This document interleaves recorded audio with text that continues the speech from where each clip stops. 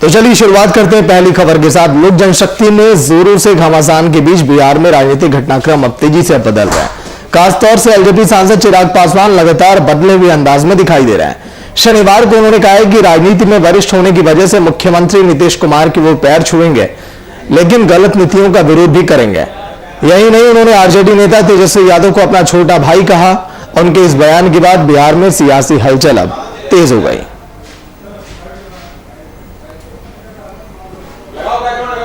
जारी देखिए, पापा और लालू जी हमेशा से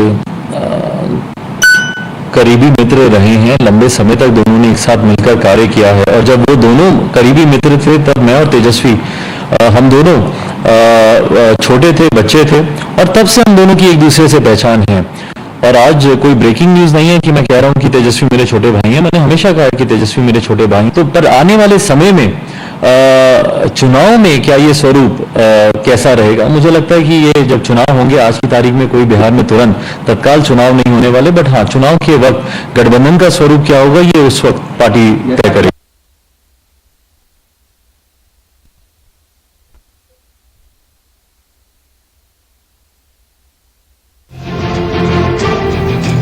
एलजेपी की टूट पर सियासत लगातार जारी है। ग्राफिक्स के जरिए जारी घमासान के बीच चिराग का बड़ा बयान। तो सीनियर रिपोर्टर शशांक दुबे आज जुड़ गए हैं। शशांक, जिस तरह से चिराग पासवान का यह कहना कि गठबंधन में क्या होगा आने वाला वक्त बताएगा, क्योंकि अभी तो बिहार में खैर चुनाव नहीं है। सीएम नीतीश कुमार का मैं पैर छूऊंगा, लेकिन जो भी जनता के मुद्दे उसके खिलाफ आवाज भी उठाता रहूंगा। एक बड़ी बात है चिराग पासवान के मुंह से जो निकलती हुई दिखाई दी। शशांक, देखिए सागर, चिराग पासवान का नया 2020 का जो चुनाव था तो चिराग पासवान ने ये तय किया था कि नीतीश के तमाम उन चीजों का विरोध करते रहे जो जनहित में नहीं है या वो सही काम नहीं कर रहे। और रही बात की तेजस्वी यादव को छोटा भाई बताने की, तो वो पहले से भी वो स्टैंड साफ है।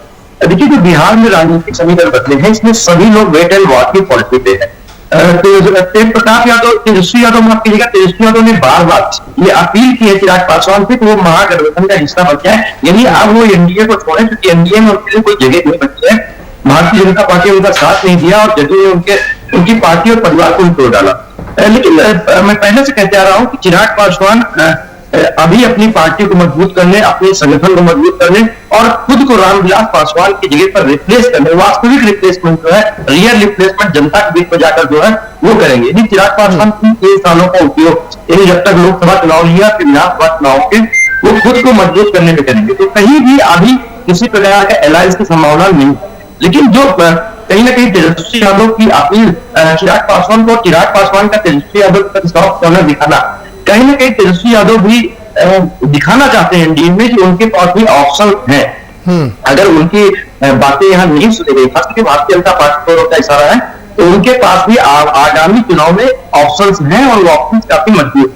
तो देखिए, अभी चारों तरफ से राजनीतिक जिसको कहते हैं पॉलिटिकल गेम ये चल रहा है, क्योंकि बिहार में भी 2014 के पहले कोई चुनाव नहीं है। 2024 में पहले लोकसभा, माफ कीजिएगा, 2024 में पहले लोकसभा चुनाव है, 2025 में विधानसभा। ठीक है शशांक, लौट कर आऊंगा। शक्ति यादव नेता आरजेडी के फोन लाइन पर। शक्ति जी, स्वागत है वीआईपी न्यूज में। आपका भी सागर जी, आपका भी।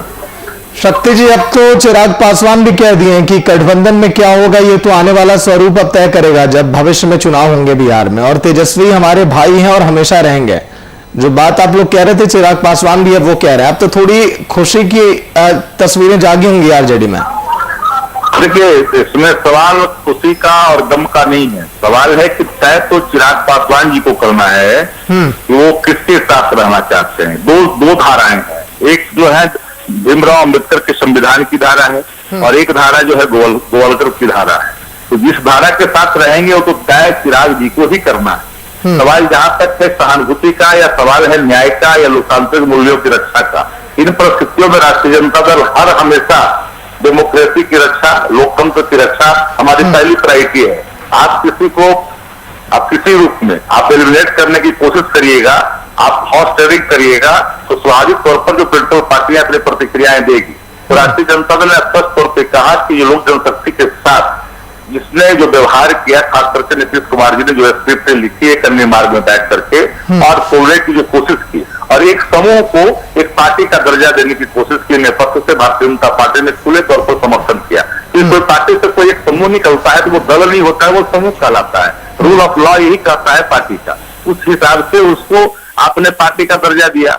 तो इन चीजों को चिराग पासवान जी समझ रहे। चिराग पासवान जी राष्ट्रीय अध्यक्ष है, वो कोई बच्चा नहीं रह गए और माननीय सांसद हैं, 2 बार सांसद रह चुके, तो स्वाभाविक तौर पर इन चीजों को वो गंभीरता से और बारीकी से देख रहे हैं। क्योंकि आने वाला जो कल की जो राजनीति है, उन राजनीति जो किस रूप में करवट लेगी, देश की जो हालात है और किसी से छुपाव नहीं है, इकोनॉमिक क्या हालात है, महंगाई की क्या हालात है देश के अंदर में, अर्थव्यवस्था किस तरह से करा रही है। लेकिन शक्ति जी, 2025 में जो विधानसभा चुनाव होगा उसकी तैयारियां क्या माना जाए कि अभी से आप लोगों ने शुरू कर दी हैं? कैसे 16% दलित वोटर, 16% यादव वोटर, मुस्लिम वोटरों का भी साथ अच्छा खासा रहता है आप लोगों के साथ, कैसे अभी से ही वोट बैंक को अपने पाले में धकेलने की कोशिश की जाए? क्यों शक्ति जी? देखिए, पॉलिटिकल पार्टियां 24/7 वर्क करती है। हम चुनाव का इंतजार नहीं करते हैं, हम हर हमेशा तैयार रहते, जो प्रतिक्रिया मेरे सामने खुल करके आती है उसका हम मुकाबला करते हैं। इससे प्रतिदिन अवेयर रहते हैं और प्रतिदिन हम तैयारियों में लीन रहते हैं। तो पॉलिटिकल पार्टी का काम ही है, ये धर्म यही, अपने धर्म के प्रति हम बिल्कुल निष्ठावान रहते हैं। और एक बात स्पष्ट तौर पर आप जानते हैं सागर जी, की बिहार में जो हालात है, नीतीश कुमार जी की जो अपनी अक्रियता है, वह उसका जो फलाफल सामने खुल करके आया, जिसका दंश बिहार की जनता, 13 करोड़ जनता भुगत रही है।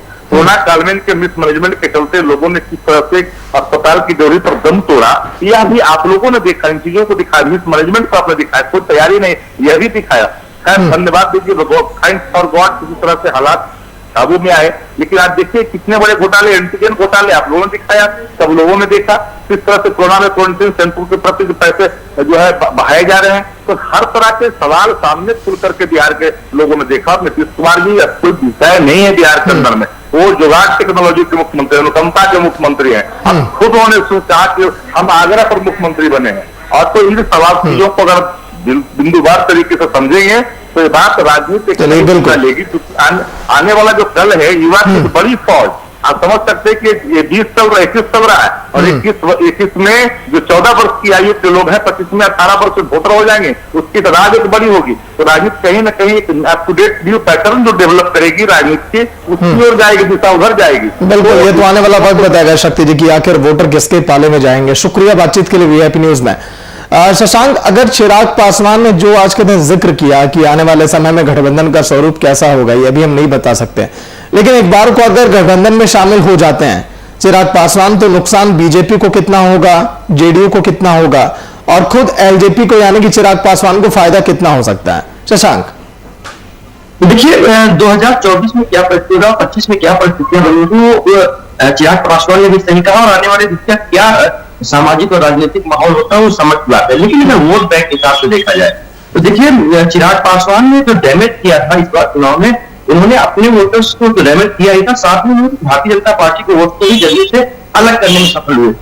तो कहीं ना कहीं अगर भारतीय जनता पार्टी में जदयू इंटैक्ट रहती और मौजूदा समीकरण जो है वैसी स्थिति में कांटे की टक्कर हो जाएगी। लेकिन एक चीज समझना सागर बहुत महत्वपूर्ण है और वो समझना ये महत्वपूर्ण है कि अभी क्योंकि चिराग पासवान मुसीबत में है, पार्टी उनके टफ टाइम में है, तो कहीं ना कहीं उसका फायदा लेने के लिए तेजस्वी यादव मिलने की बात कर रहे हैं, साथ आने की बात कर रहे हैं। लेकिन ये समझने की बात है कि बिहार के मुख्यमंत्री बनने का चिंता या बड़े जो महत्वाकांक्षाएं हैं वो दोनों नेताओं, तेजस्वी यादव भी युवा है और चिराग पासवान भी युवा है और दोनों नेता में से कोई अपने को छोटा नहीं समझता है। तो महत्वपूर्ण ये है कि कौन किसके नेतृत्व में जाएगा। चिराग पासवान बिल्कुल जब वो नीतीश के नेतृत्व को साथ रहने के लिए तैयार नहीं थे, तो क्या वो तेजस्वी के साथ होंगे? क्योंकि चिराग पासवान भी एक बहुत महत्वाकांक्षी नेता है और 2 चुनावों में, लोकसभा चुनाव में जब उनकी पार्टी ने अच्छा परफॉर्मेंस किया, हालांकि वो परफॉर्मेंस एनडीए के साथ रहने के लिए था, लेकिन उनको लग रहा था कि उन्हें अच्छा परफॉर्मेंस किया है। तो चिराग पासवान अगर अलग चुनाव लड़ते हैं तब निश्चित रूप से एनडीए को नुकसान होगा, लेकिन अगर वो साथ लड़ते हैं जदयू के, तो कहीं ना कहीं जदयू और भाजपा एक बराबर में टक्कर देने की स्थिति में आ जाएगी, क्योंकि उनके वोटर्स भी एक कंसोलिडेट हो जाएंगे। तो देखिए राजनीति में हमेशा ये नहीं होता कि एक और एक दिखा दिया जाए तो 2 हो जाते हैं, कभी कभी एक और एक कंफ्यूजन हो जाते हैं और ये राजनीति का बता देना। तो समय बताएगा कि चिराग पासवान 2025 में या 2024 में खुद को कितना पब्लिक के बीच में स्टैब्लिश कर पाते हैं, क्या रामविलास पासवान की स्थिति में आ पाते हैं, या पब्लिक के बीच में जितना मजबूत होंगे वो उतना ही बार्गेन करेंगे, चाहे वो महागठबंधन से करें या फिर एनडीए से। चलिए, शुक्रिया शशांक पूरी जानकारी के लिए। तो चिराग ने तेजस्वी को अपना छोटा भाई बताया, कहा कि आने वाले समय में गठबंधन का स्वरूप कैसा होगा ये तो वक्त अब तय करेगा। लेकिन एलजेपी की टूट पर सियासत अभी भी लगातार जारी है। जारी घमासान के बीच चिराग का जो बयान सामने आया वो भी हमने आपको दिखाया है।